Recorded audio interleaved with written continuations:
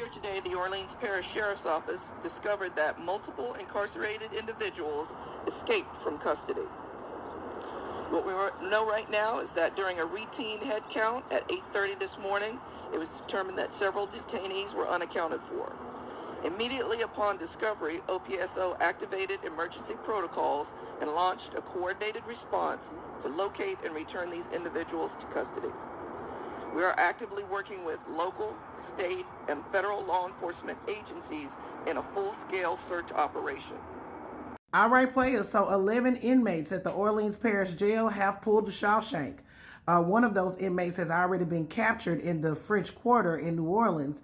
But according to the press conference this morning, this is how they were able to escape. They removed a toilet from the wall and then cut a hole and left this graffiti behind, saying that they're innocent and it was way too easy to do this. Y'all, I declare. So again, the detainees were reported missing around 8:30 after they were found unaccounted for during a routine head count.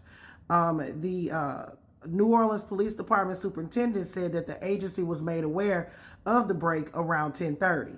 So they have been searching for these individuals since then, and they are considered armed.